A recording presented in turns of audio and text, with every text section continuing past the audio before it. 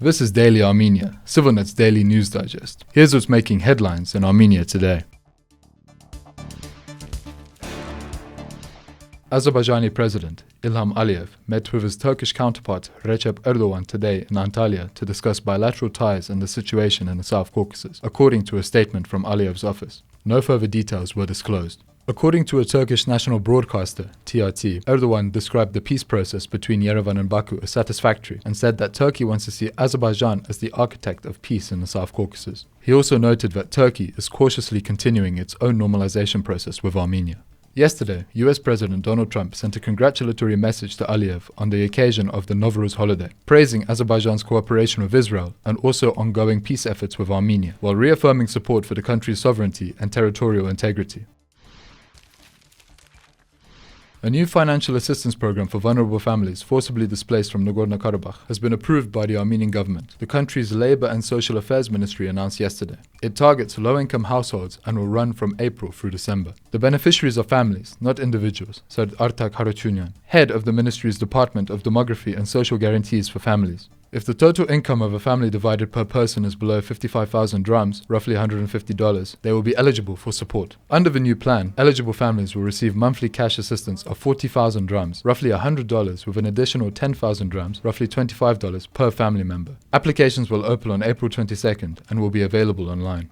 Harutyunyan noted that people living in state-run institutions like orphanages or nursing homes, as well as family members currently outside Armenia, will not be eligible. Individuals already receiving state-supported housing or living in government-provided accommodations that do not require rent payments are also excluded from the new benefits. The new measure comes after significant cuts came into force earlier this month to the previous housing assistance package for displaced persons, informally known as the 40+10 program. That initiative had offered 40,000 drams for rent and 10,000 drams for utility expenses per person and had been available for 18 months since the exodus of the Karabakh Armenians in September 2023. The cuts limited beneficiaries to children, elders, people with disabilities, and families who have lost their primary earners. The weekend before the changes took effect, a large demonstration took place in central Yerevan, where displaced residents demanded the continuation of the program, along with broader social protections and housing solutions. Although the new program will provide limited assistance, it offers significantly less coverage than the previous package, leaving the demonstrators' demands unmet. An international conference titled Christianity in Azerbaijan, History and Modernity, organized by the Azerbaijani Foreign Ministry, was held in Rome yesterday. The event was part of Azerbaijan's ongoing campaign to reframe Armenian religious and cultural heritage in the South Caucasus as Azerbaijani, effectively erasing the region's Armenian presence. The conference took place at the Pontifical Gregorian University, a private Jesuit institution established by the Holy See, though contrary to the organizers' claims, it is not located in the Vatican. A representative of the university told CivilNet that it had no involvement in the organization of the event and did not provide any patronage, clarifying that its only connection was the rental of a classroom space. Promotional materials for the conference featured monuments such as the medieval Armenian monastery of Dadivank in Karabakh, attributing them instead to the ancient Caucasian Albanian culture. This is a narrative promoted by the Azerbaijani state, despite the historical Albanian kingdom having ceased to exist centuries before such monuments were built. The premise hinges on a widely discredited theory that modern Azerbaijanis are the direct descendants of the Christian Caucasian Albanians. This concept was created in the mid-20th century by Azerbaijani historian Ziya Bunyadov. No institution within the field of Armenian studies appears to have been informed about the conference, which was quietly planned and only publicly announced a day before it took place.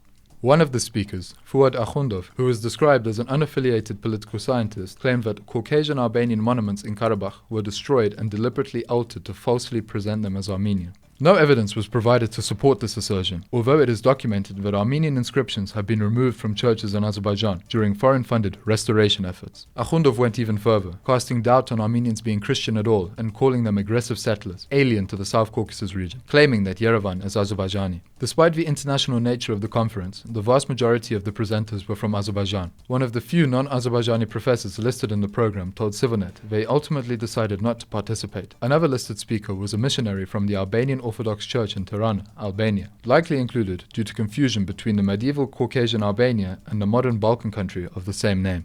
Such missteps highlight Azerbaijan's exploitation of history, not out of scholarly interest, but as a strategy to undermine Armenian cultural and historical claims. This parallels Azerbaijan's recent appropriation of anti-colonial rhetoric, specifically targeting France in retaliation for its support of Armenia. The Vatican has a long record of aiding Azerbaijan's historical revisionism and legitimizing its autocratic regime. It hosted President Ilham Aliyev just months prior to the 2020 war in Karabakh, awarding his wife Meriban with Order of Pope Pius IX, the highest papal honor. Ambassador Mukhtarov received the same distinction last week before hosting the Albanizing conference. Italian professor Carlo Coppola, commenting on the situation, said he has already received messages of outrage from both Armenian and non-Armenian colleagues. He urged the Armenian government to raise the issue of Azerbaijan, saying it must demand at least the formal non-involvement of third countries and cultural institutions in their propaganda policy, first of all to safeguard Armenia's dignity and self-respect.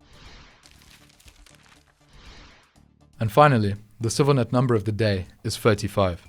This is because foreign film studios will be eligible for a reimbursement of up to 35% of their expenses if they shoot a film in Armenia, according to a new government-approved bill. The base compensation rate will be 25%, with an additional 10% available if the film portrays Armenia and its society in a positive light. The National Cinema Center has already signed several deals with production companies from various countries to shoot films and TV series in Armenia, and this incentive is expected to help them make a final decision in favor of filming in the country.